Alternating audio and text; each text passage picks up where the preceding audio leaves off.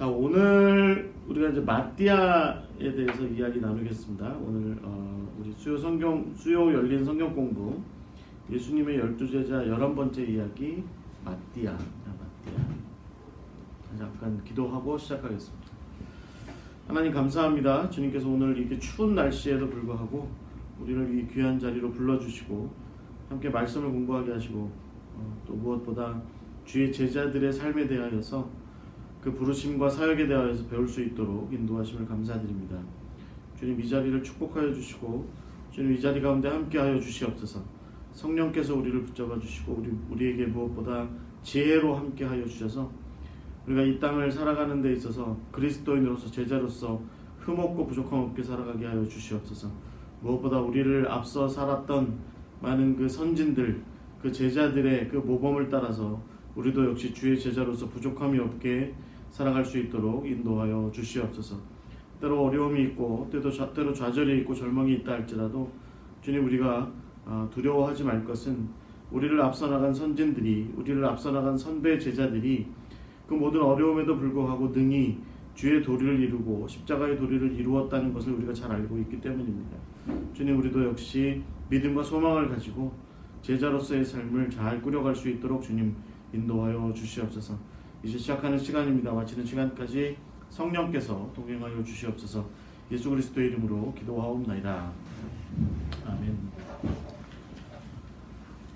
자, 오늘 마띠아 이야기입니다. 마띠아. 네. 마띠아 나중에 들어온 사람이죠. 네. 그 가룟 유다에서 이제 나중에 합류한 사람인데, 제가 그 황금전설이라고 좀 제가 가끔 이렇게 인용하는 중세시대의 그 사도들과 제자들의 이야기를 다룬 책에 보니까 마띠아 이야기에는 앞에 가룟 유다가 있더라고요.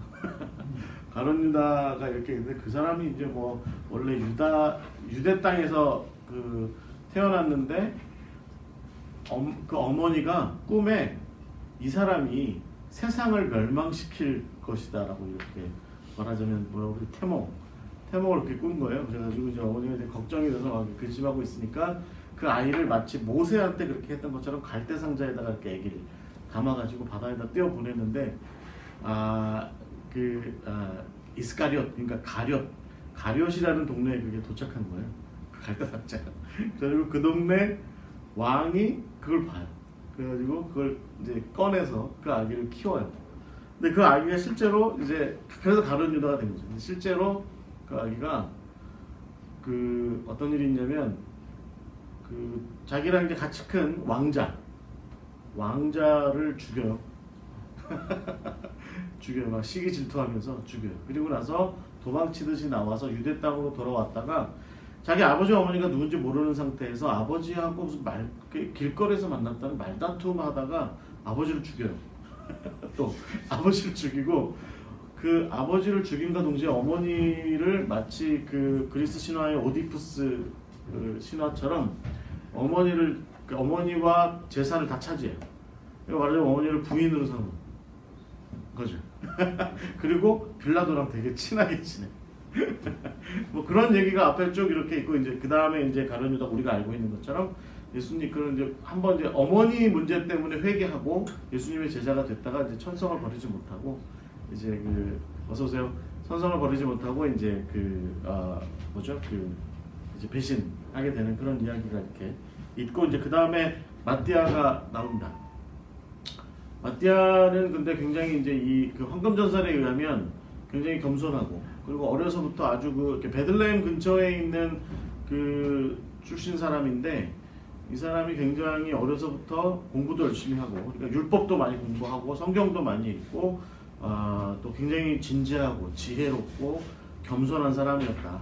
아주 능력이 출중했던 사람이었다라고 이렇게 황금전설은 그렇게 이야기하고 있습니다. 그러니까 우리가 이제 이 마띠아를 나중에도 제가 말씀드리겠지만 12제자 중에 제일 나중에 합류한 사람이라고 해서 이 사람이 제일 끄트머리에 있을 사람이다 그런 건 아닌 거예요. 이 사람은 사실은 어떻게 보면 능력도 있었고 또 괜찮은 그런 집안 사람이었고 굉장히 좋은 그런 그 품성과 탤런트를 가진 그런 사람이었는데 어찌됐든 나중에 이제 가룟 유다를 대신해서 예수님의 제자 12제자의 이름을 이제 올리게 되죠. 그래서 우리가 오늘 이제 그 마띠아에 대해서 함께 이야기를 나눠보도록 하겠습니다. 우리가 서두에는 제가 지금 가톨릭 이야기를 좀 하려고 합니다. 여러분 화면에 보시면 이게 이제 혹시 가보신 분이 있을지 모르겠는데 그 시스티나 성당입니다. 로마 교황청 바로 옆에, 그러니까 베드로 성당 옆에 쪽에, 그러니까 보는 편에서는 오른편 쪽에 위쪽에 시스티나 성당이 있는데 유명하죠. 여기가 이제 뭐가 유명하냐면 지금 여러분 화면에 보시는 것처럼 저 벽면, 그 전면 벽면에는 최후의 심판이 그려져 있고 천정에는 우리가 알고 있는 그 천지창조가 그려져 있습니다. 누가 그렸죠? 미켈란젤로가. 네, 미켈란젤로가 그린 그림이 저기 이제 전체 벽을 다 이렇게 차지하고 있는 그런 모습입니다. 근데 여기 지금 밑에 보시면 추기경들이에요. 이제 가톨릭의 왕자들이라고 보통 얘기하는 사람들이 추기경들인데 이 사람들이 지금 이제 한 자리에 다 모였습니다. 한 120명 정도 되는 사람들이 모였습니다. 뭘 하고 있냐면 교황을 새로 선출하는 모습입니다. 이제 보통 이제 교황이 이제 보통 우리가 선종한다 그렇게 얘기하죠. 돌아가시고 나면 새로 교황을 뽑는 그 회의를 여는데 그거를 이제 그 콘클라베라고 보통 얘기하는데 지금 이제 화면에 보시는 게 지금 이제 콘클라베를 하고 있는 모습입니다. 주후 한 800년경쯤에 우리가 이제 프랑크 왕국이라고 있었어요.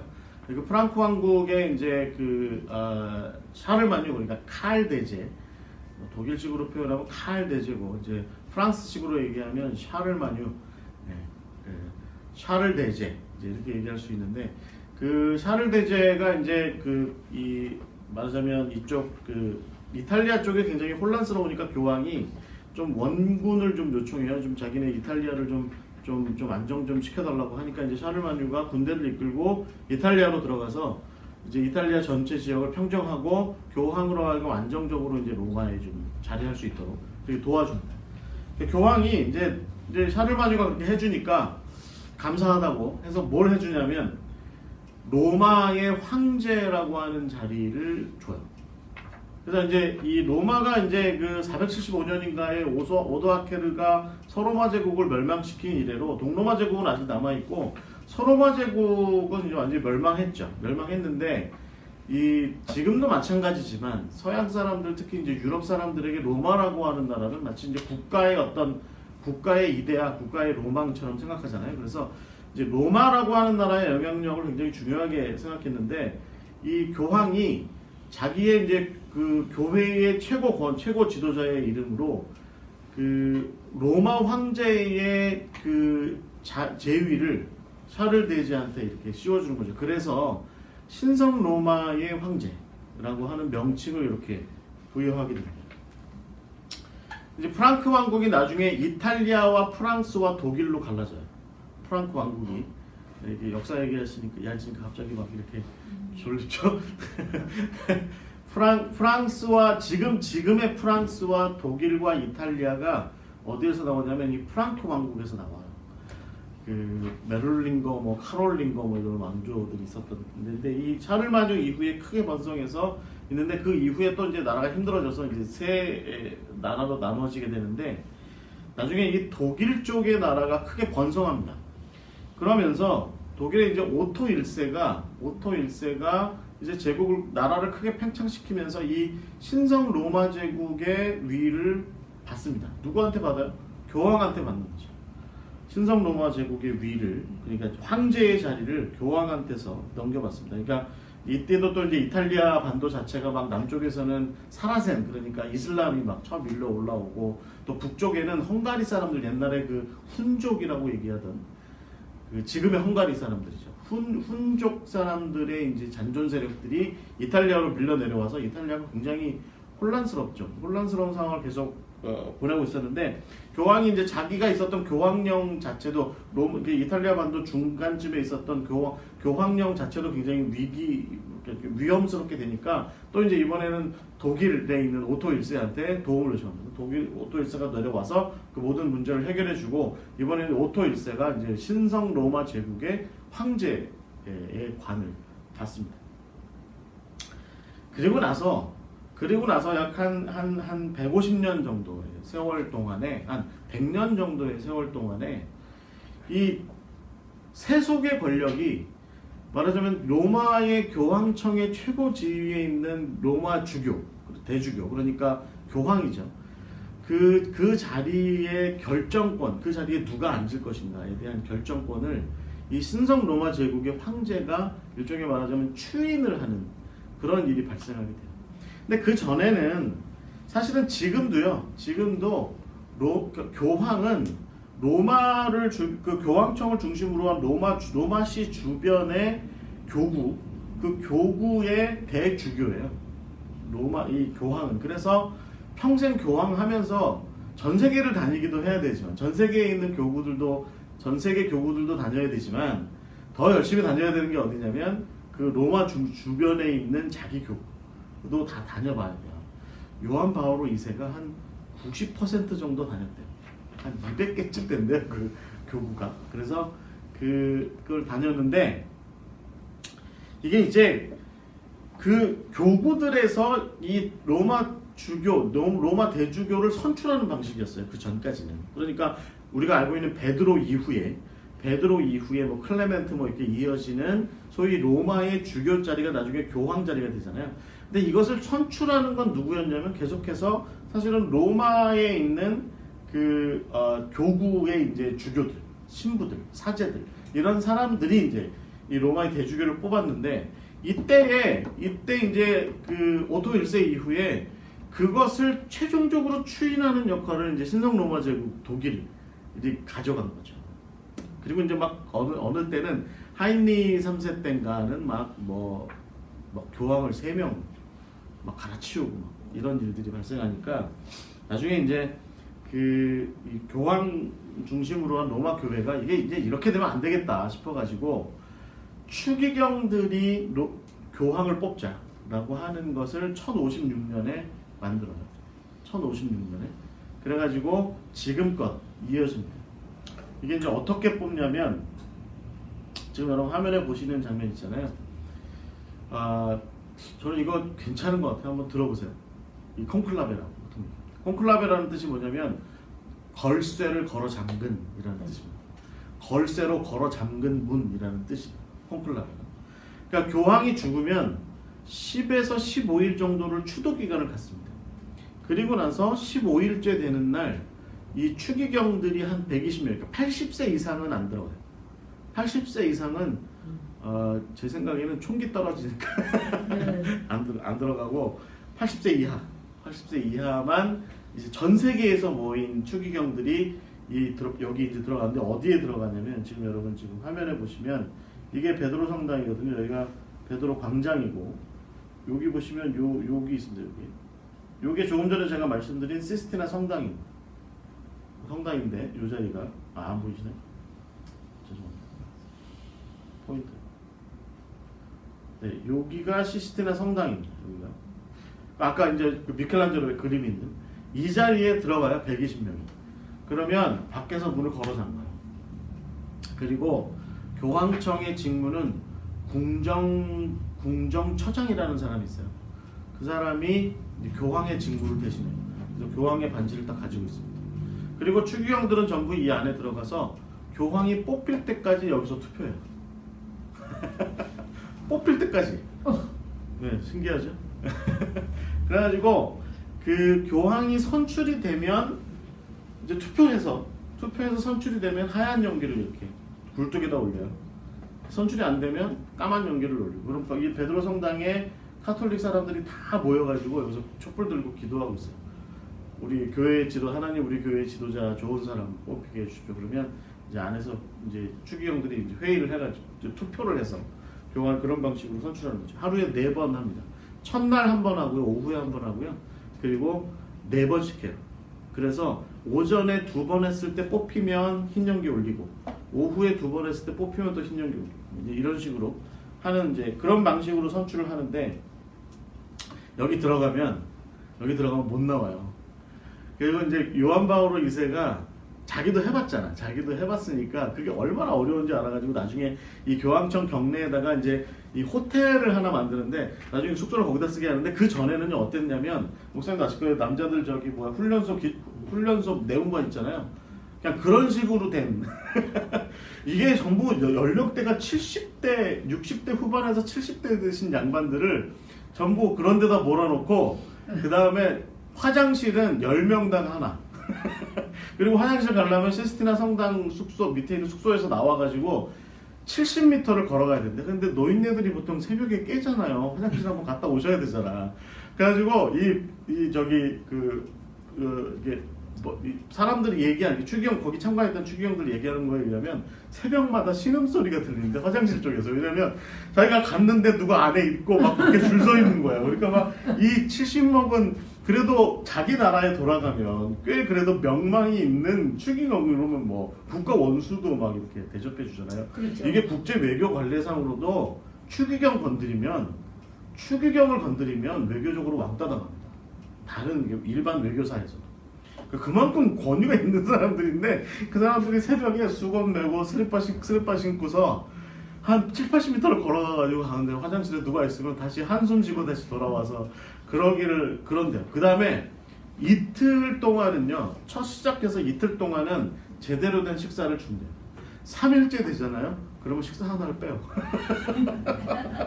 식사 하나를 빼요. 그리고 조금 더 지나잖아요. 그러면 빵과 물과 포도주만 줘요. 무슨 얘기야? 빨리 뽑으라고 그러지. 빨리 뽑으라고 하는 거. 근데 문제는 뭐냐면 이게 후보가 없어요. 투표용지가 있는데 나는 교황을 뽑습니다라고 이렇게 돼 있는 투표용지가 있어요. 거기에다가 그냥 자기가 마음에 있는 사람 이름을 써서 내서 그게 3분의 2가 넘어야 돼.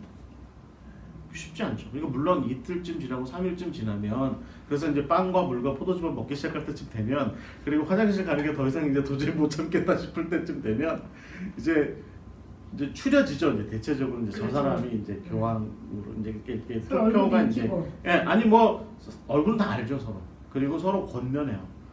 그래서 이제 누가 교황 될지 모르니까 그 안에서 이게 여러분 아까 아침에 여기 좀 전에 사진 보신 것처럼 매일 예배드리고 미사하고 기도하고 하면서 서로 권면해요. 그러니까 뭐라고 권면하냐면 대충 교황 그거 쉬운 자리 아닙니다. 교황 그거 쉬운 자리 아닙니다. 이렇게 계속 권면하는 얘기를 해요. 그래서 이제 3분의 2가 넘어가면 이 콘클라베에서 이제 넘어가면 이제 교황이 선출이 되는 겁니다. 그래서 선출자가 이제 나오잖아요. 된 사람이잖아요. 우리가 알고 있는 이번에도 이제 누구죠? 그 프란시스 교황. 그 전에 베네딕트 교황은 지금 은둔 기도원에 들어갔죠. 교황이 이제 그만두고. 그 지난번 베네딕트 교황이 대단한 사람이었어요. 라칭거라고 아주 유명한 추기경이었습니다. 수석 추기경이었고 로마 교회 내에서 굉장히 대단한 보수주의자였는데 원리주의자예요. 그 사람이 아주 대단했죠. 다 그만두고 자기 교황 그만하겠다고 얘기하고 물러나고 새로 교황 뽑기 대단한 사람입니다. 자, 어찌됐든 교황이 새로 선출이 되면 이렇게 물어봐요. 이제 선거 투표인단 대표가 추기경 중에 한 사람이 교회가 교황을 뽑아준 것을 당신은 받아들이겠습니까? 라고 이렇게 물어요. 그러면 그 사람이 네 받아들이겠습니다 라고 대답하면 이제 교황의 반지를 공무처장한테 받아가지고 넘겨주는 거예요. 이게 이제 거부한 사례도 있대요. 거부한 사례도 있었고요. 그 다음에 그 추기경들 가운데도 안 뽑히고 저기 어디 수도원에 앉아서 기도하고 있는 그 수도사 교황 선출되고 그런 적도 있고. 아, 그 자리에 없는데요. 없는 사람도 있죠. 요즘에는 대체적으로는 추기경에서 나오는데 대체적으로는 신기하죠. 근데 이제 저는 이제 참 좀 의미 있게 보는 게 뭐냐면 교회가 당신을 교황으로 교회의 지도자로 베드로의 권한을 받은 교회의 지도자로 선출했는데 그것을 받아들이겠습니까? 물었을 때 네 제가 그걸 받아들이겠습니다라고 얘기를 하면 이게 교황이 된다는 거예요. 그러니까 이게 굉장히 이제 여러분 생각해 봐도 무슨 뭐 엄청난 무슨 뭐 군사적 권력을 갖고 있고 핵단추를 갖고 있거나 뭐 그런 거 아니잖아요. 뭐 진짜 거의 한 뭐 수십억 명을 위해서 늘 기도나 해야 되는 자리예요, 이거. 그리고 뭐 좀 문제 있다 싶으면 늘 그런데 좀 신경 써야 되고, 늘 세계의 평화에 대해서 또 예수 그리스도의 도리에 대해서 늘 전하고 해야 되는 그런 위치에 있는 거죠. 그러니까 이 추기경들도 이 교황이 된다라고 하는 것의 의미가 어떤 건지 잘 알고 있는 거죠. 그리고 자기 말 한마디가 여러분 베드로에 대해서 예수님께서 우리는 이제 그렇게 해석하지 않지만 가톨릭은 어떻게 해석해요?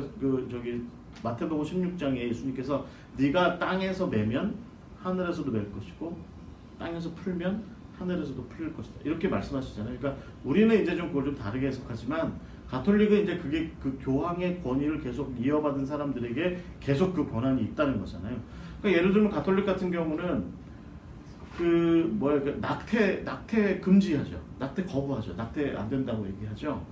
그러면 언제 때의 태아는 괜찮아요. 그러니까 예를 들면 수정된 지 이틀, 뭐 수정된 지 8일, 뭐 언제 때냐, 이제 이런 질문이 있을 수 있어요. 그러니까 우리가 언제부터를 그것을 하나의 생명으로 볼 거냐라고 얘기할 때 보통 이럴 때 이제 교황이 엔시클리칼이라고 이제 그 교황이 보내는 그런 교리적인 사안을 다룬 편지가 있어요. 그런 것들을 보내는데 그런 걸 결정합니다. 물론 뭐 여기 밑에 이제 여러 이제 함께하는 추기경들이 함께 얘기 나눠서 결정하지만 최종적인 승인과 결정은 교황이 하는 거예요. 그래서 이런 식이죠. 제가 정확하게 기억이 안 나는데 낙태는 수정된 지 3주 이후에 할 수 있다. 3주 이후에는 안 된다. 이렇게 얘기를 하는 거예요. 그러니까 수정된 지 3주부터 우리는 그것을 생명이라고 보아야 합니다.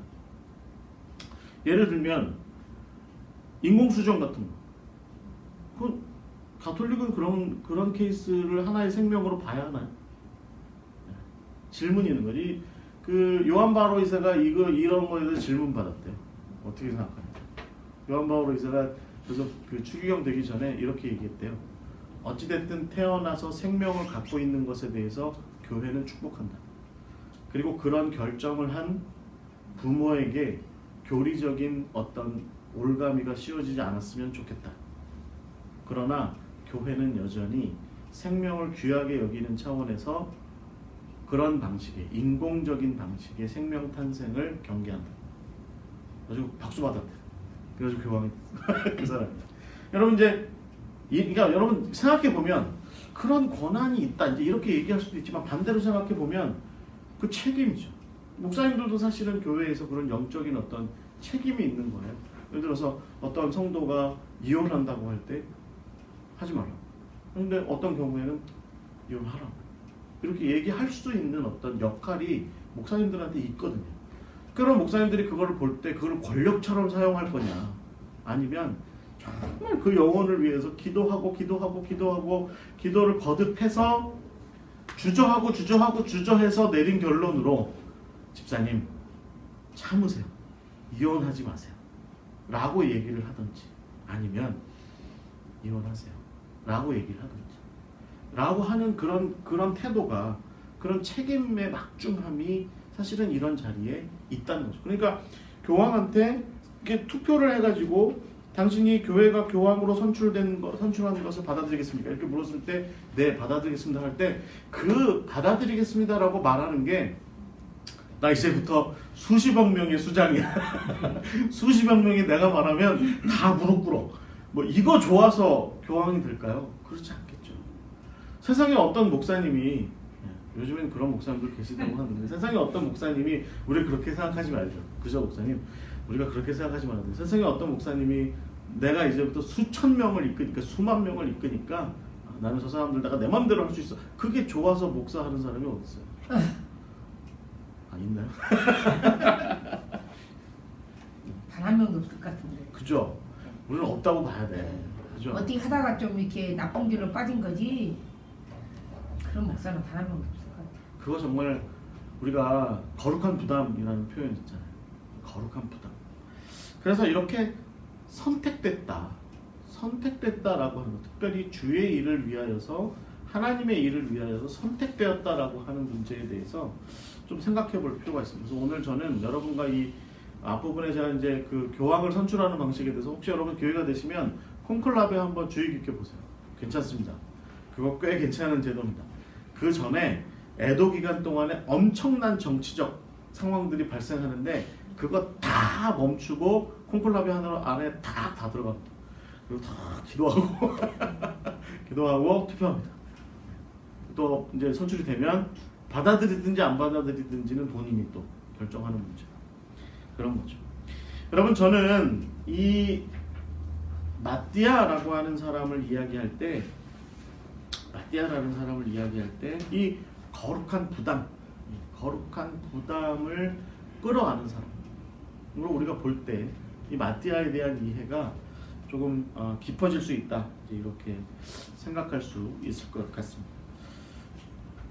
마띠아라고 하는 이름은요, 마띠디아라고 하는 그런 유대의 말로, 히브리 말로 있었죠. 그런 말에서 이제 그런 단어에서 그런 이름에서 파생된 이름입니다. 마띠디아가 많이 쓰였고 마띠아는 좀 잘 안 쓰였는데 대체적으로 이건 뭐 하나님의 선물이라고 하는 그런 뜻을 갖고 있습니다. 마띠아는 여러분 잘 아시는 것처럼 사도행전 1장에만 나옵니다. 어디에도 안 나옵니다. 다른 뭐 우리가 저 작은 제자들 얘기를 함께 나눌 때 늘 그런 것처럼 이 사람도 역시 우리가 사도행전 1장 21절부터 26절까지의 이야기가 전부입니다. 그는 12제자의 목록에 원래 들어있던 사람은 아니었어요. 그런데 우리가 잘 아는 것처럼 가룟 사람 유다가 예수님을 배신하고 팔아넘기고 나서 회개하지 않고 끝내 자살하고 말고 나서 그리고 나서 이제 그 자리를 대신해서 제자가 된 사람이 바로 이 마띠아. 누가가 기록한 사도행전에 의하면 이 제자들은 이 가룟 유다의 빈자리를 좀 채워야 되겠다라는 생각을 초반부에 좀 가졌던 것 같습니다. 그래서 예수님의 부활하신 소식을 다른 제자들과 더불어서 세상에 전할 역할을 수행할 한 사람이 이제 가룟 유다의 자리 빈 거 한 사람이 필요하다고 하고서 두 사람을 뽑습니다. 제가 이거 요즘에 제가 이거 준비하면서 가만히 읽어봤는데 요즘 교회에서 만약에 이렇게 하면 이 요셉 유스도는 교회 떠났을 것 같아요. 그죠, 목사님? 떠나죠. 네. 떠나요. 근데 제가 이 유스도를 한번 찾아봤거든요. 요셉 유스도는 안 떠나요. 나중에 이 헤브론 아래 쪽에 있는 작은 그 도시에 가서 거기서 목회합니다. 그러다가 거기서 순교합니다. 바사바라고 하는 요셉인데 별명이 유스도였습니다. 그래서 이 요셉이라는 이름 때문에 이 사람이 아마 알페오의 형제가 알페오의 아들 야고보의 형제가 아니었겠느냐라고 하는 추측도 충분히 합니다. 뭐 가능성이 있는 얘기일 거라고 봐요. 중요한 건 뭐냐면 이 유스도와 그 다음에 마띠아가 둘 다 이 말하자면 갖고 있는 어떤 그 자격 면에서 부족함이 없다는 거죠. 둘 다 똑같아요. 어떻게 똑같냐면 이 사도행전 1장에 보시면 예수님께서 세례를 받으실 때부터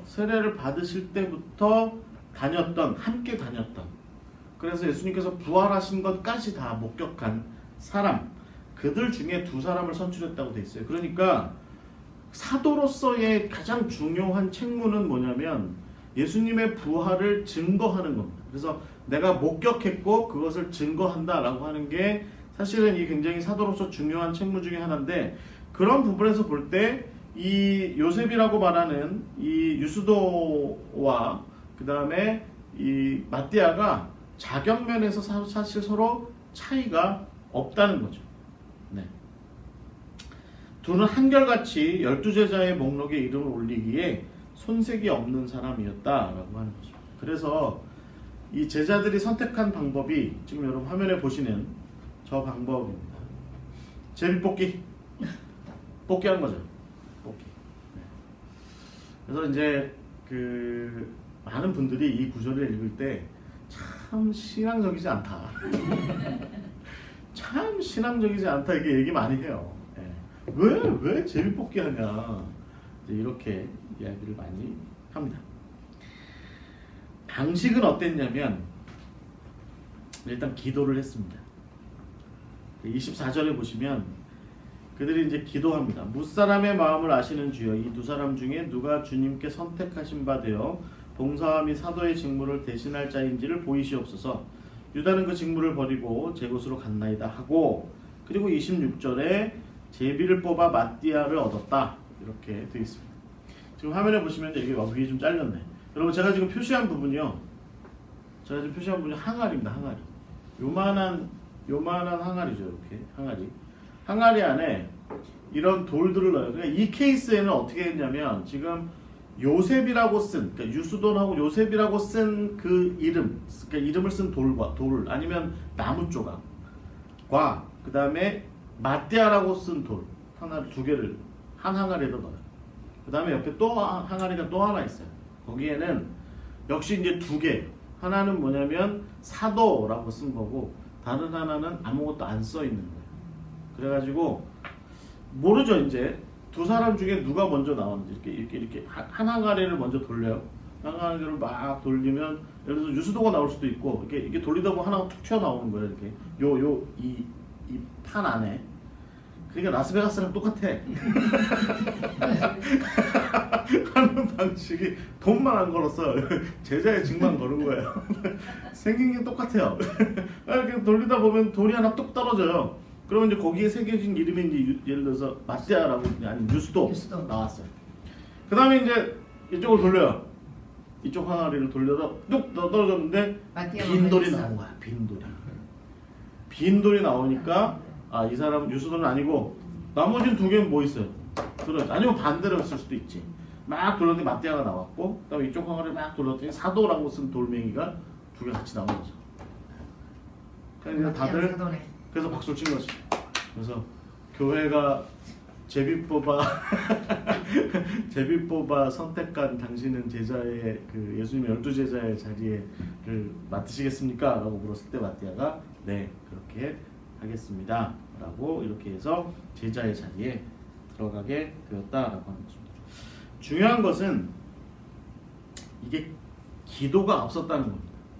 그리고 여러분, 거기 표현해 보시면 우리가 성경을 좀 주의 깊게 보실 필요가 있습니다.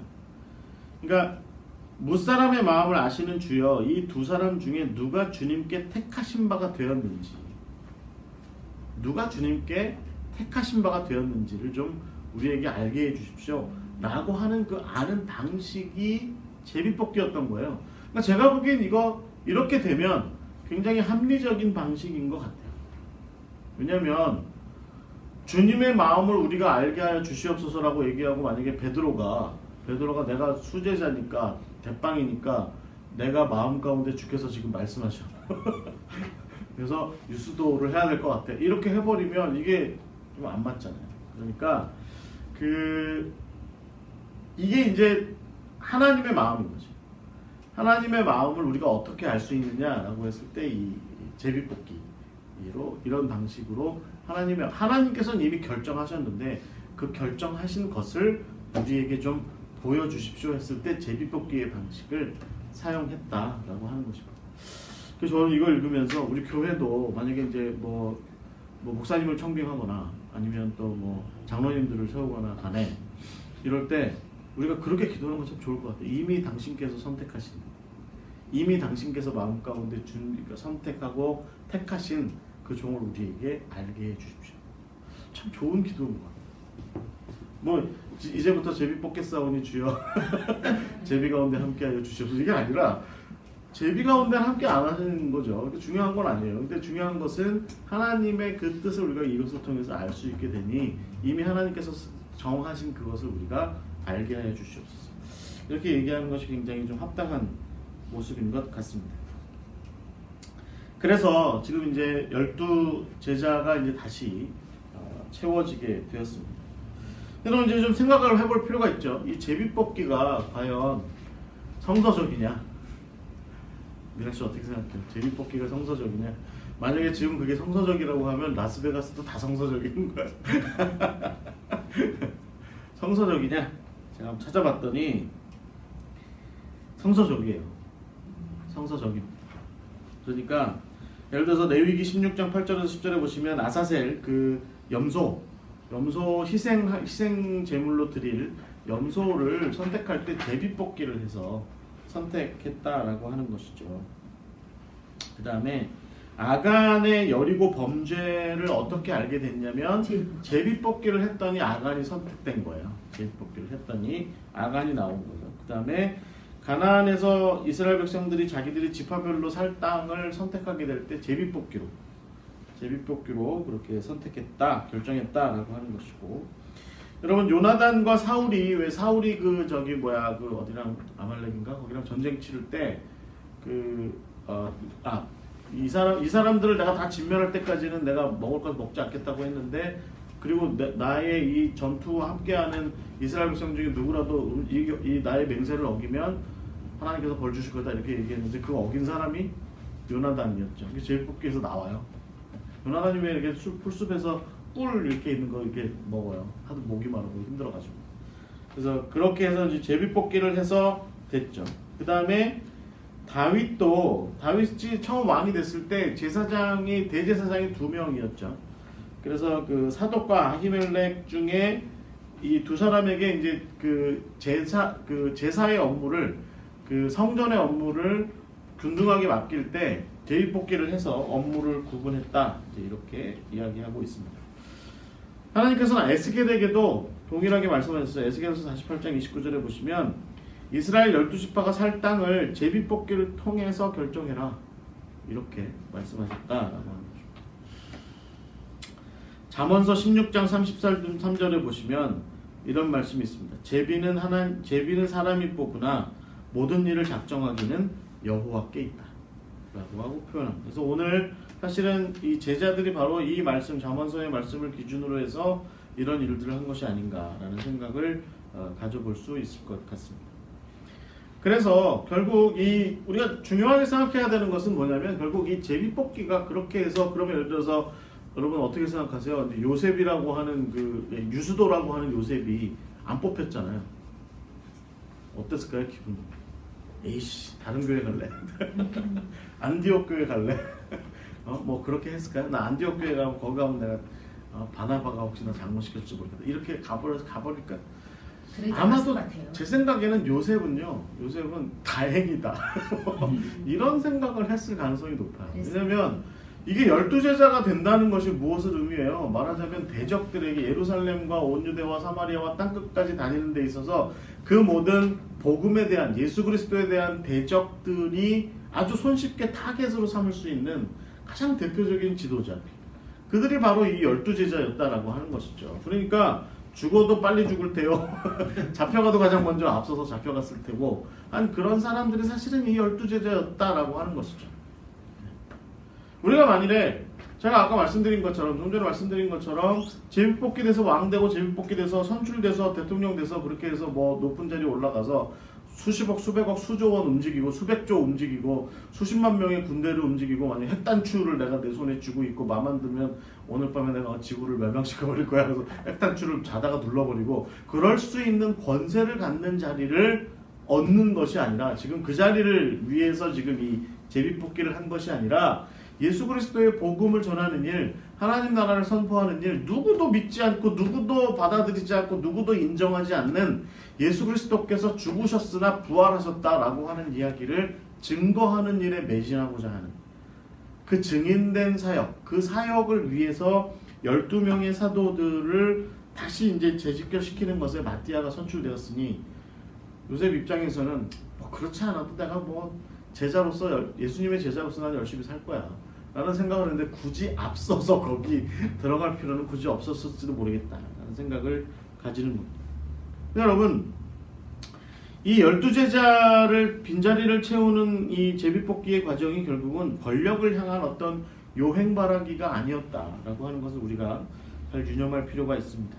제자들은 지금 그 막중한 책임의 자리를 마띠아에게 지금 권하고 있고, 마띠아는 아마도 즐거운 마음, 행복한 마음, 와, 나 드디어 엄마 나 출세했어, 뭐 이런 느낌이 아니라 비장한 마음, 결단하는 마음, 그렇게 순종하는 마음으로 그 지금 제자로서의 빈자리를, 12제자로서의 빈자리를 이렇게 선택하고 그 자리에 들어가게 됐을 것이다 라는 것이죠.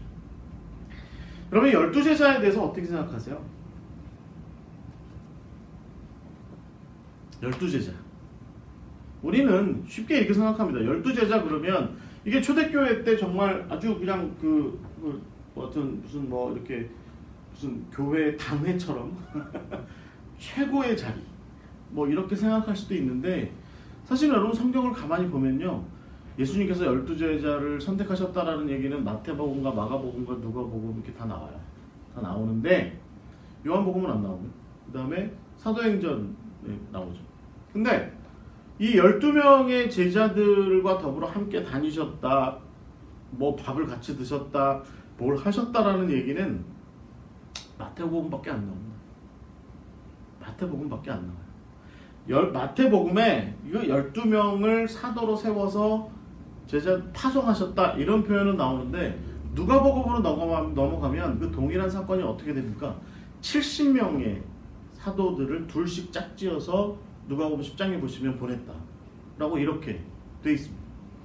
예수님 주변에 12명만 그렇게 다녔을 법은 전혀 만무합니다.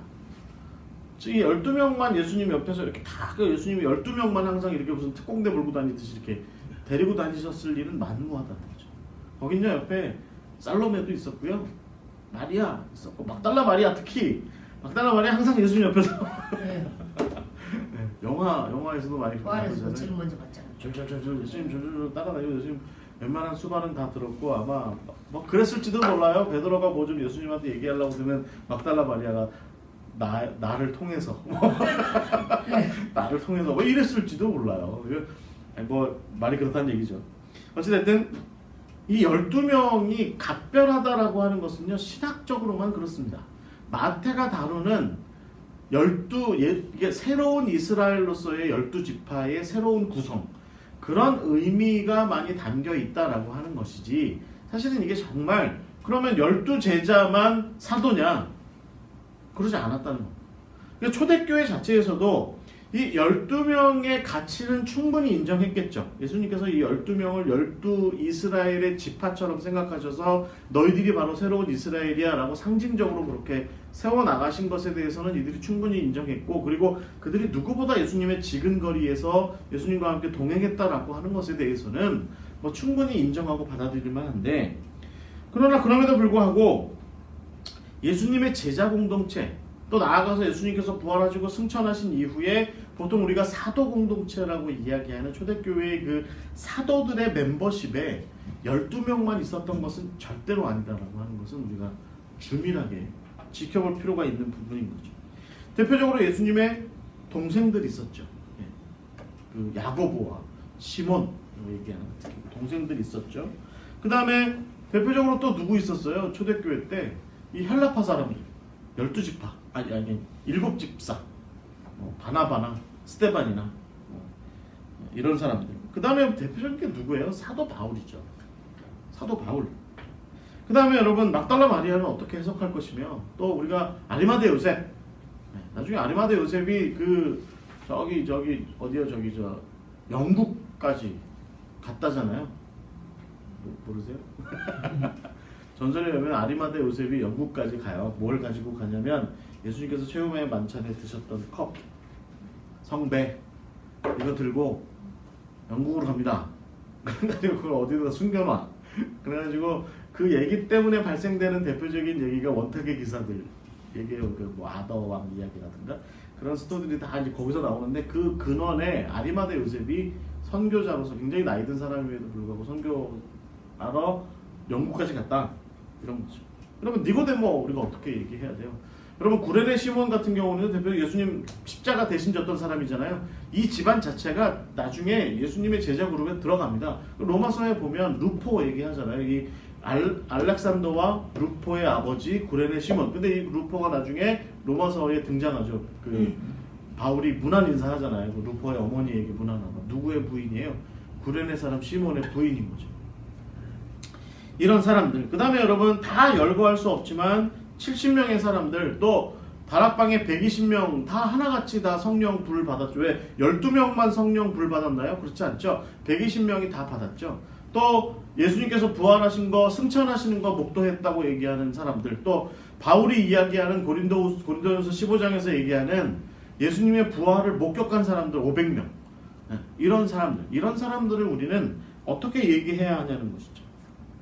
중요한 것은 이 모든 사람들이 12제자의 목록에 이름을 올리지는 못했을지라도 십자가 복음을 전하고 예수 그리스도의 능력을 실천하는 일에 누구보다 앞장선 사람들이었다는 것이고, 초대교회에서 굉장히 그런 중요한 역할들을 감당했던 사람들이라는 것이죠. 그래서 결국 우리는 사도라고 이야기하면 이 예수님의 죽으심과 부활을 목격하고 그리고 승천하신 것, 다시 오실 것에 대한 믿음을 가지고 그 복음, 그것을 복음이라 얘기하고 그것을 세상 가운데 증거하는 사람들, 그들을 우리가 만약에 사도, 에포슬이라고 이야기한다면 12제자는 그 가운데 아주 특별한 그룹으로 얘기할 수는 있겠지만 포괄적으로 볼 때 사도라고 하는 더 큰, 아주 큰 그룹들이 있었고, 교회는 특히 예루살렘 교회를 비롯한 사마리아에도 세워진 교회, 또 가이사랴에도 고넬료 집에 세워진 교회, 또 다비다의 집에 세워진 교회, 또 요빠에 세워진 교회, 또 나중에도 안디옥 같은 곳에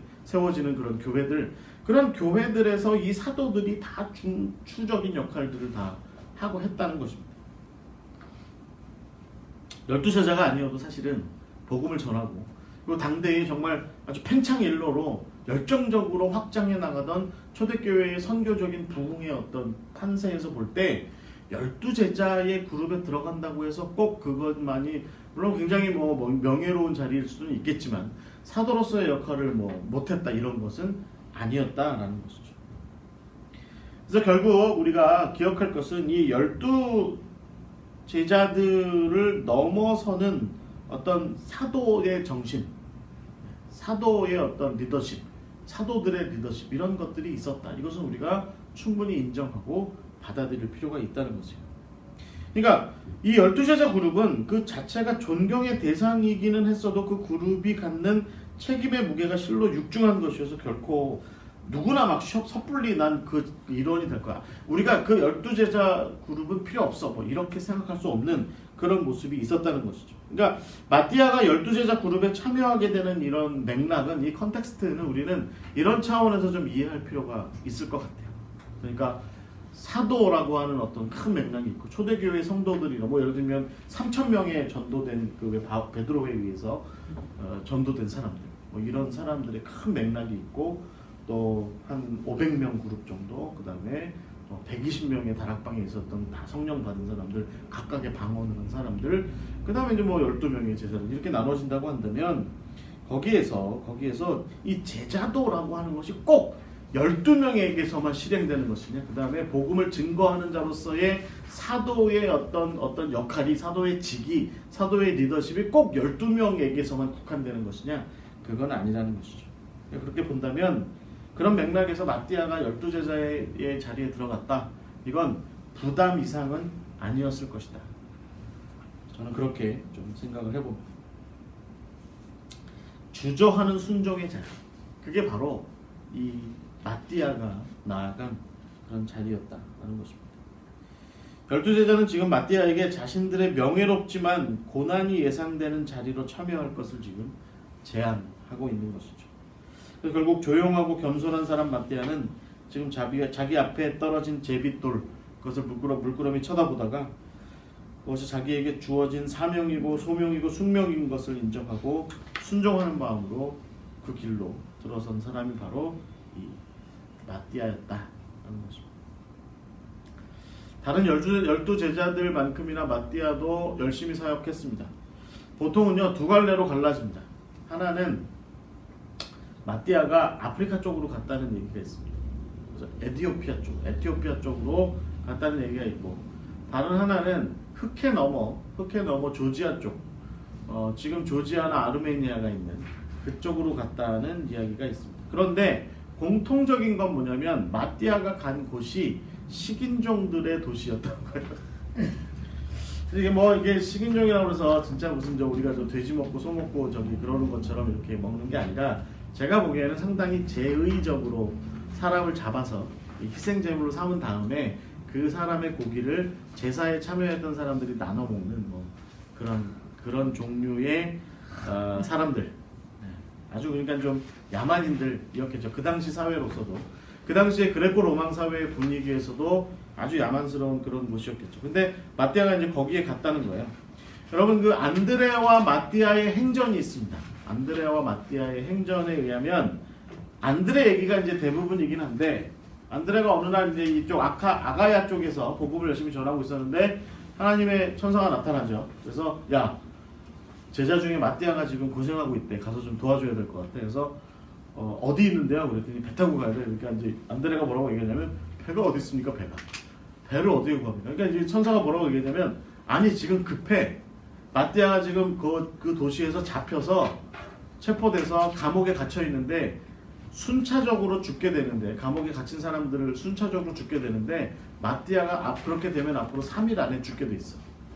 3일 안에 마띠아가 죽게 돼 있어. 이제 이렇게 얘기하니까 안드레가 그러면 근데 우리가 3일 안에 어떻게 배를 구해서 어떻게 거기를 가요? 그랬더니 내가 말하는 곳으로 가보아라. 그래서 안드레가 자기 제자들과 같이 이제 바닷가에 나가봤더니 영락없이 배가 한 척 딱 이렇게 있었던 거죠. 그래서 제자들과 같이 연락에 노를 저어서 마띠아가 있는 곳에 도착합니다. 위치상 제가 보기에는 그래서 이렇게 되면 이건 이제 흑해 쪽 어딘가, 흑해 위쪽 어딘가였을 것 같아요. 거기 가서 아주 그 초월적인 능력으로 간수들이 모르게, 마치 베드로와 바울과 실라가 빌립보 감옥에서 있던 그런 일처럼 아주 이렇게 아주 사도적인 능력으로 구해냅니다. 구해내고 이제 안드레는 다시 이제 아가야로 돌아가요. 그래서 우리가 최초에 안드레에 대해서 얘기 나왔을 때처럼 거기서 이제 순교하죠. 그런데 마띠아는 계속 거기에 남아 있습니다. 그쪽 지역에. 그래서 그곳에서 선교하다가 결국에는 거기에서 이제 죽도록 돌팔매질을 당하고, 지금 여러분 화면에 보시면 이 그림 있죠? 이 마띠아가 이제 순교하는 장면입니다. 죽도록 돌팔매질 당하다 지금 여기 이제 칼이 들려져 있는데, 사실은 그 도끼로 목을 쳐서 돌팔매질을 하다가 거의 죽겠다 싶었을 때 목을 잘라서 도끼로. 잔인하게 죽여요. 진짜. 저 지난 중간에 말씀드렸잖아요. 저 제세례파 사람들도 더 했다고. 훨씬 심했습니다. 수레바퀴에다 사람을 묶고 세 바퀴 돌아가고 살점 베어내고, 수레바퀴가 세 바퀴 돌아가면 또 살점 베어 물어보고, 너 그 잘못된 신앙 갖고 있는 거 맞아 틀려? 아닙니다. 또 세 바퀴 굴러가서 또 살점. 그렇게 해서 처형장으로 데려가서 거기에서 이제 화형 시키는 거죠. 소금도 뿌리고 살점 베는 그런. 여자들은 대체적으로 이렇게 안 하고, 여자들은 대체적으로 그냥 쉽게 허리에다가 돌 묶어가지고 물속에다가 강에다가 던져서 죽인 그런 경우가 많아요. 자, 그래서 여러분 그 마띠아의 그림은 이제 항상 또 이제 도끼를 들고 있습니다. 마띠아는 도끼를 들고 있는 사람이다. 그렇게 이해하시면 될 것 같아요. 자, 그래서 이제 결국은 마띠아도 우리가 알고 있듯이 이제 다음 주에 우리가 마지막으로 공부하게 될 요한을 빼놓고 마띠아까지 모두 다 활, 도끼, 톱. 지난주에 우리 톱, 시몬 톱이었죠. 이렇게 해서 다. 아니면 이제 X자형이나 이런 십자가형, 이렇게 빌립은 이제 거꾸로, 베드로도 같이 거꾸로 매달리고, 바돌로메는 겁대기가 벗겨져서 이렇게 순교했습니다. 그래서 이제 마띠아도 그렇게 선교 사역을 하다가 조지아 쪽 아니면 에티오피아 쪽에서 순교했다라고 이제 보통 그렇게 이야기를 합니다. 제가 이제 거기에 그 4페이지 나눠드린 자료에 4페이지 그 주저하며 순종하는 제자 중간에 보시면, 거기 보시면 알렉산드리아의 클레멘트가 그 사람의 스트로마타이스 발음이 안 돼. 하여튼 스트로마타이스라고 하는 그 일종의 말하자면 그 미셀라니, 그러니까 여러 글들 모아놓은 뭐라고 그래, 우리 그 수필집 이런 비슷한 건데, 이런 거에 이제 글을 남겼어요. 뭐라고 돼 있냐면 왜요? 아, 저쪽 컴퓨터에서 끊겨가지고 혹시 이제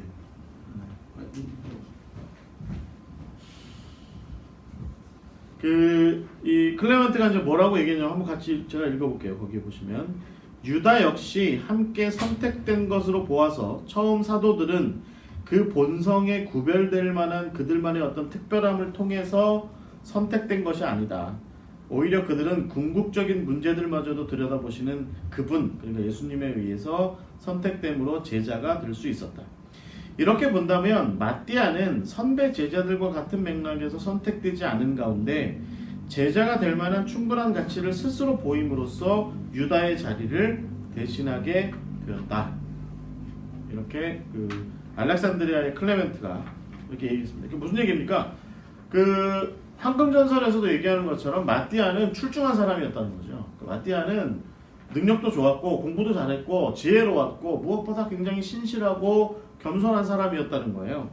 그런 사람이었는데 그런 사람으로서 이제 유다의 자리를 대신했다는 거죠. 그러니까 이 클레멘트는 지금 무슨 얘기를 하고 있는 거냐면 나머지 11명의 제자하고는 비교할 수 없는 아주 훌륭한 사람이야.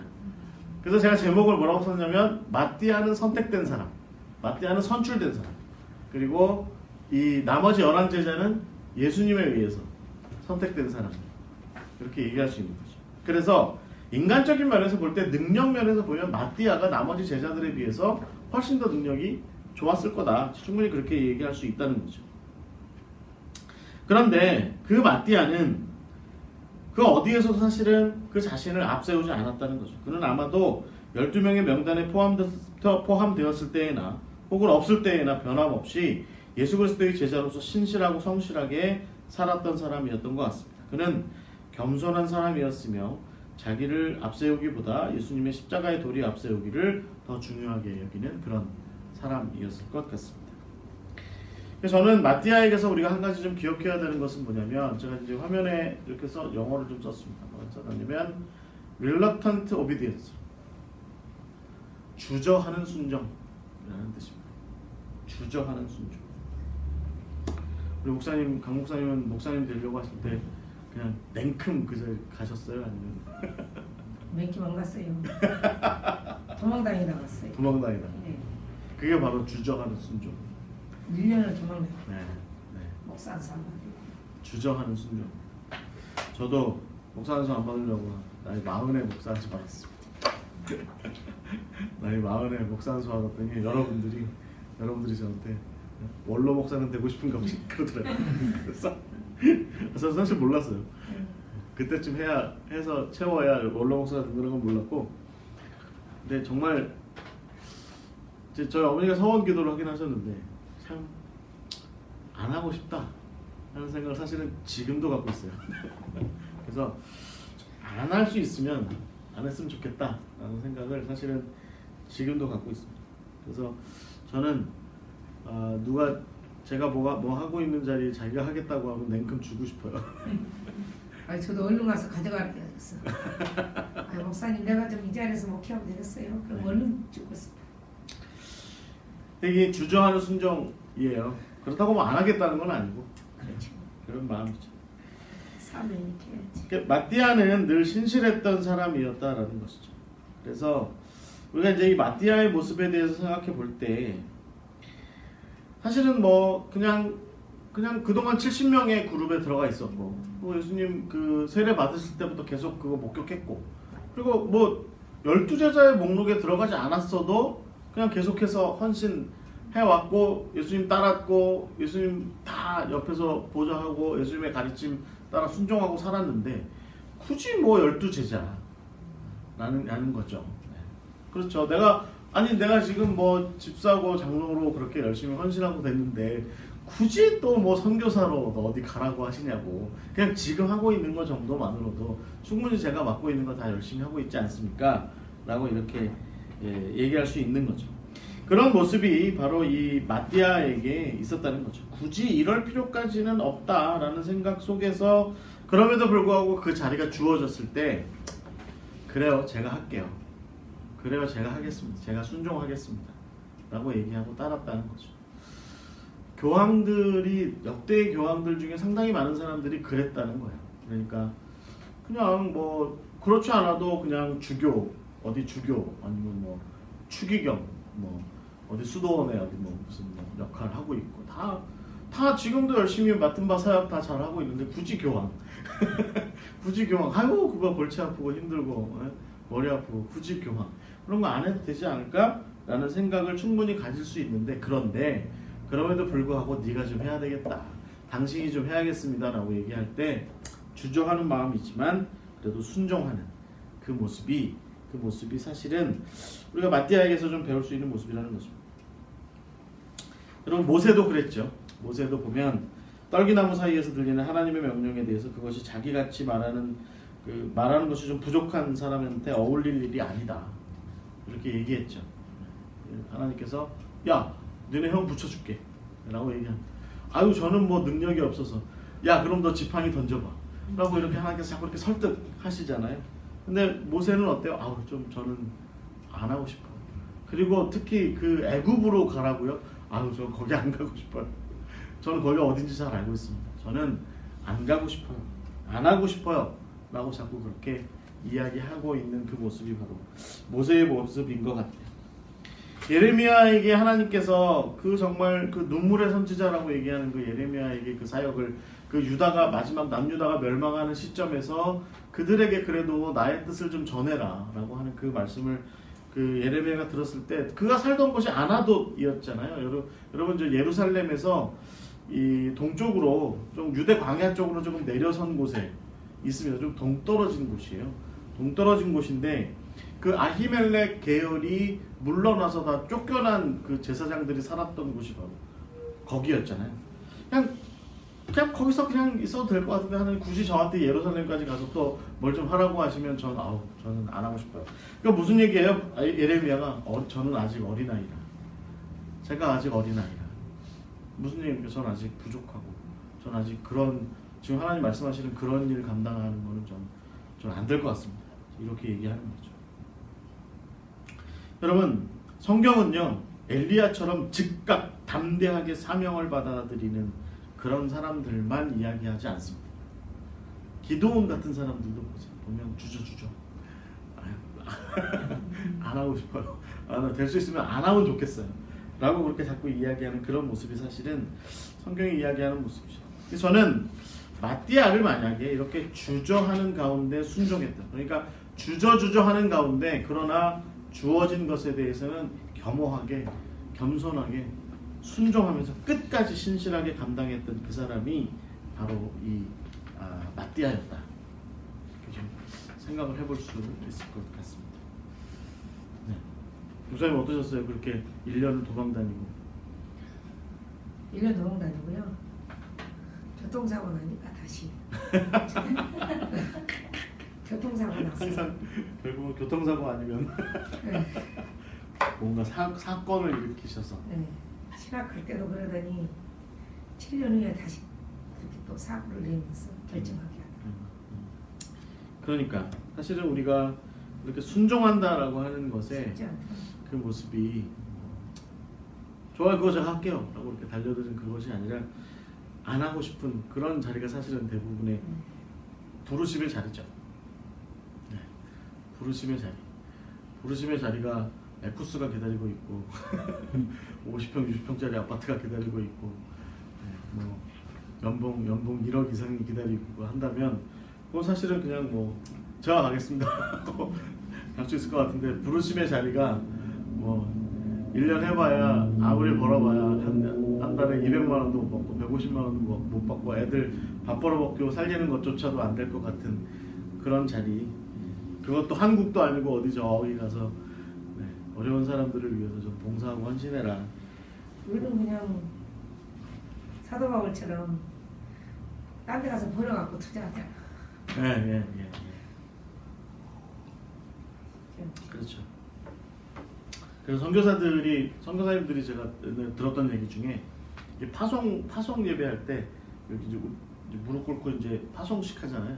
그래서 교회 파송하시는 분들이 나서 손 얹고 이렇게 기도하고 성도들이 노래 찬양 부르잖아요. 주님 제가 여기 있사오니 나를 보내서. 근데 그 찬양 부르는데 선교사들은 앉아서 듣고 있으면 이렇게 들는데 주님 제가 저기 있사오니 제만 보내소서. 성도들이 그렇게 부르는 것처럼 들린대요.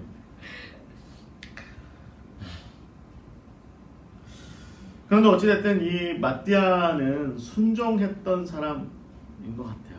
신실하게 그렇게 해서 자기에게 주어진, 그렇게 해서 제비뽑기를 통해서 알게 된 하나님의 뜻을 보게 되고, 그리고 그 길에 대해서 순종으로 나아갔던 제자, 그가 바로 이 마띠아였던 것 같습니다.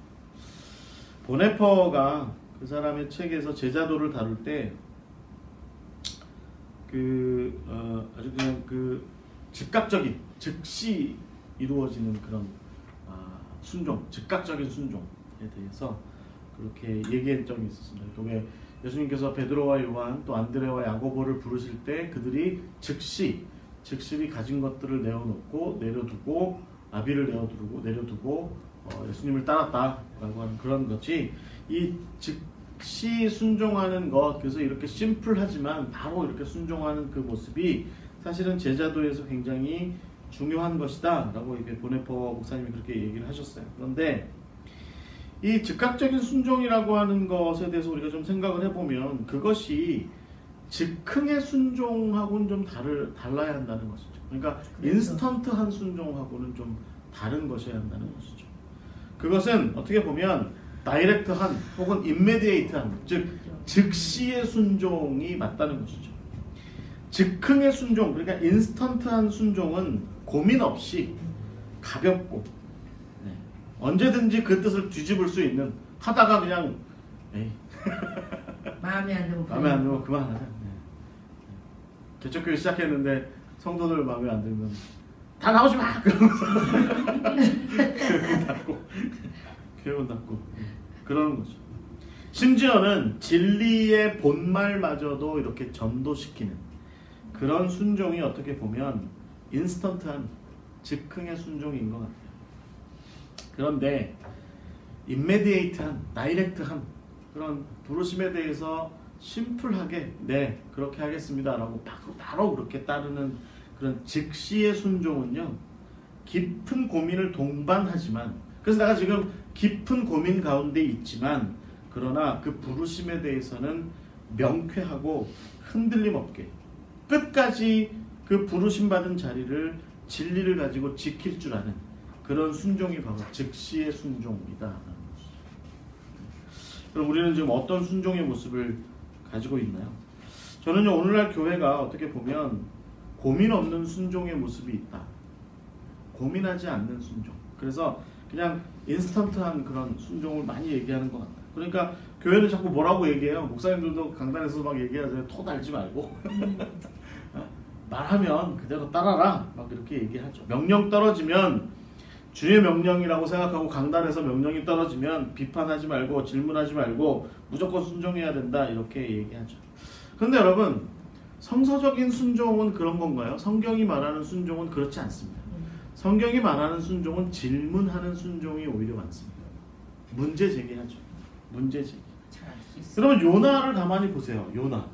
만약에 요즘 한국 교회 목사님들의 제가 목사님들 뭐라고 하는 건 아니고 그 성정에 비추어서 요나 같은 성도가 교회에 있으면 당장 능지처참했을지도 몰라요. 그런데 여러분, 요나서를 가만히 읽어보시면 하나님 요나를 벌 준다는 표현은 없어요. 그렇죠. 그죠? 그냥 대화를 계속 하시지. 야, 네가 그게 맞아? 너 그러는 게 맞아? 요나는 막 불같이 화내잖아. 그럼 야, 네가 그러는 게 맞아? 너 그러지 마. 하고 자꾸 이렇게 얘기하고 설득하려고 하시는 그런 모습이 있다는 거죠. 여러분, 하박국 같은 사람들 보세요.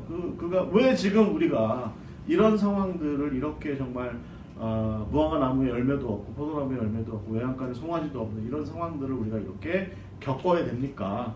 라고 그렇게 얘기할 때 하나님께서 하박국과 더불어서 이야기하시잖아요. 하박국이 질문하면 하나님 대답하시고 하박국이 또 질문하면 대답하시고 하는 그런 모습들이 있다는 거죠. 여러분, 저는요, 마띠아가 질문이 충분히 있었을 것 같아요. 충분히. 그냥 지금껏도 예수님 잘 따랐는데 굳이 뭐 이거 12제자에다가 내 이름 올리는 거 뭐 그렇다고 뭐 지금 당장 내 가문의 영광일 것 같지도 않고 우리 집 사람들은 아마 다 나한테 왜 그랬어? 라고 얘기할 가능성이 안 올릴 수 있는데 왜 꼭 올려야 됩니까? 왜 굳이 그래야 되느냐라는 생각을 했을 것 같아요.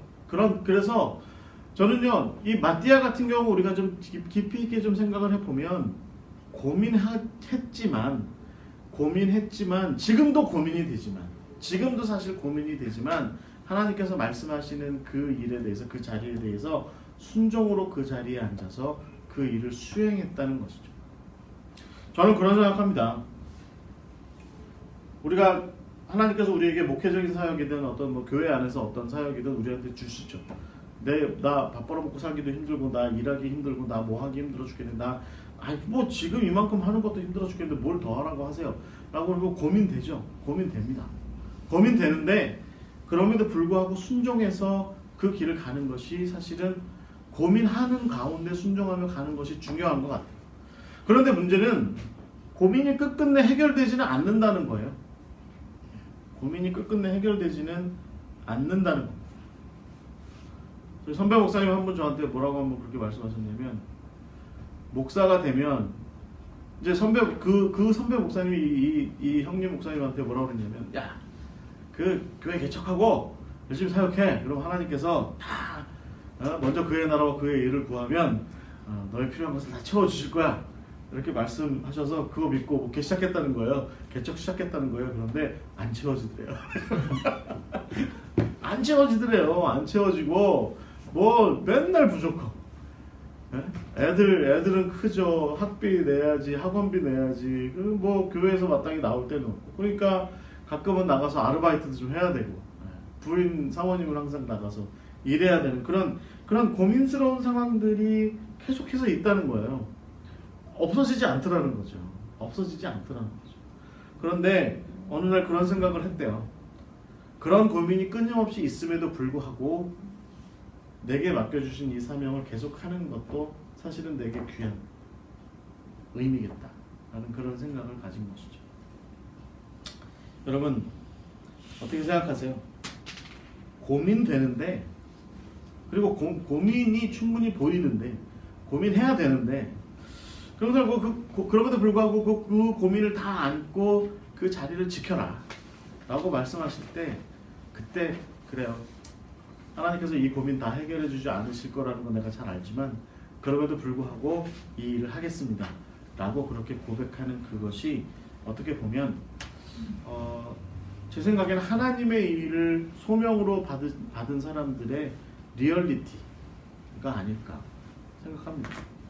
그 와중에 어떤 분들은 뭐 하나님께서 나머지를 다 알아서 해결해 주셨어요 그렇게 간증하시는 분들도 있지만 어떤 분들은 끝내 뭐 해결 안 되고 고민거리는 여전히 고민거리대로 있고 사역은 사역대로 여전히 사명은 사명대로 여전히 그런 현실이 이중 투트랙으로 내 인생을 계속해서 양쪽에서 옥죄어올 때도 있다는 거죠. 그럼에도 불구하고 우리는 그 고민 가운데에도 순종하는 그것이 사실은 우리가 마띠아에게서 좀 배울 수 있는 그런 모습이 아닐까 생각을 해봅니다. 다른 하나는 이 순종하는 데 있어서 욕심과 순종을 구별하지 못하는 이게 욕심인지 순종인지 구별하지 못하는 그런 모습이 우리한테 좀 있을 수 있을 것 같아요. 우리가 살아가는 사회나 교회는 자리를 차지하는 일을 무엇보다 중요한 과제로 이야기합니다. 그래서 요즘 뭐 제 주변의 목사님들도 항상 이렇게 얘기하세요. 자리를 먼저 차지해라. 사명은 그 다음에 받아라. 라고 얘기합니다. 근데 가끔은 그게 저도 좀 생각을 해보면 합당하지는 않은 것 같아요. 사명이 있고 그리고 거기에 걸맞는 자리 고민스럽지만 그 자리를 좀 붙잡고 가는 것이 합당하지 않을까 하는 생각을 가져봅니다. 기도원 같은 사람들 어때요? 여러분 다윗 같은 사람들 어때요? 바울 같은 사람들 어때요? 이런 사람들을 보면 내 앞에 지금 사사의 자리가 주어져 있다고 해서 사사의 자리를 할 수 있다고 해서 혹은 왕의 자리가 지금 당장 있다고 해서 혹은 사도로서의 어떤 역할이 중심적인 역할을 할 수 있는 그런 기회가 주어졌다고 해서 그 사람들이 냉큼 그 자리를 덥석 물지 않았다는 거예요. 고민하고 갈등하고 충분히 생각하고 그러는 가운데 이것이 내 욕심이 아니라 바로 하나님의 뜻에 순종하는 것이다 라고 하는 것을 깨닫게 되는 그때에 그 자리를 겸손하게 그 자리를 떠안는 그 자세가 사실은 마띠아 같은 사람을 통해서 우리가 배울 수 있는 모습이 아닐까 생각합니다. 그러니까 마띠아는 결국은 욕심으로 볼 수 없는 제가 할게요. 12제자 자리 비었잖아요. 저 주세요. 뭐 이렇게 하고 달려든 것이 아니라 주저하는 가운데 그 자리에 나아간 거잖아요. 그러니까 그것은 욕심이 아니라 겸손한 순종이었다라고 하는 것이죠. 그는 겸손한 사람이었고 주어진 자리를 권위나 권력이 아닌 겸손한 순종으로 유지할 줄 아는 사람이었던 것 같습니다. 욕심과 겸손한 순종 사이에서 적절한 길을 모색하는 것은 아마도 이 제자도의 진정한 진일보가 아닐까 하는 생각을 가져봅니다. 여러분 요즘 뭐 이혼도 많이 하잖아요, 그죠?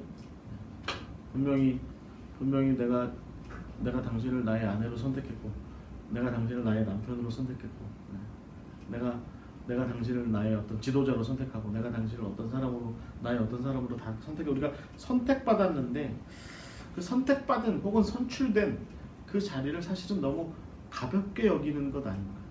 우리가 살아가는 세상이 그런 생각을 좀 가져봅니다.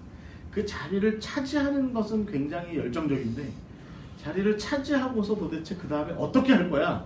그 자리를 어떻게 이어나갈 거야? 라고 하는 그 문제에 대해서는 난 잘 모르겠어. 자리를 차지하는 게 일단 중요한 것 같아. 라고 얘기하는 그런 세상을 지금 우리가 살아가고 있는 것 같아요. 마띠아는 자리에 대해서 생각을 참 많이 한 사람이었을 것 같아요. 그리고 일단 그 자리가 자기의 자리라고 주어진 한에는 그 자리에서 자기가 무엇을 해야 하는지, 그래서 결국은 도끼로 순교를 당하는 그날까지 식인종들의 마을 한복판에 들어가기까지라도 그 맡겨진 그 자리가 주는 그 책임, 그 사명, 그것을 진중하게 여기는, 귀하게 여기는 그런 사람이 바로 이 마띠아였던 것 같습니다. 요즘 세상은 그렇게 선택되고 그렇게 선출되고 그렇게 뭐 간택되고 한 그렇게 해서 얻은 그 자리에 대해서 너무 좀 가볍게 생각하는 그런 세상인 것 같습니다. 네. 제 친구가 하나가 직원 하나를 뽑았는데 정말 고민해서 뽑았대요. 고민해서 뽑았대요. 그랬더니 한 달 일하고 어느 날 실종됐어요. 한 달 일하고 실종됐어요. 그래서 이 친구는 처음에 자기가 뭘 잘못해서 내가 그렇게 없어졌냐, 안 나오냐 그렇게 했는데 일주일 지난 다음에 자기 한 달 일한 월급이랑 그 다음에 뭐 하여튼 무슨 처리하는 거, 나머지 처리하는 거 어떻게 해달라고 띡하니 문자가 이렇게 왔더래요. 그러면서 사장님 그 자리, 그 회사가 너무 힘들어서 못 다니겠다고 그만두더라는 거죠. 요즘 뭐 교회들도 많이 그렇대요. 네, 교회들도 전사님들이 힘들어서 도망간대요. 제가 아는 목사님도 전사님이 부임해서 왔는데 3주 후에 사택이 비었대요. 말없이 가요. 네, 새벽 기도를 안 나오더래요. 그래서 네. 근데 그다음 아침 때도 교회 출근을 안 하더래요. 그래서 알아봤더니 집이 비었대요. 집이 사택이 비었대. 아예 야반도주를 한 거죠. 만약에 어떤 사역의 자리에 가게 되면 내가 그 일터, 그 사역의 자리, 혹은 내가 그 가정, 내가 저 사람과 더불어 함께 이제 꾸리게 될 가정, 그런 것들에 대해서 이게 도대체 뭘 의미할까?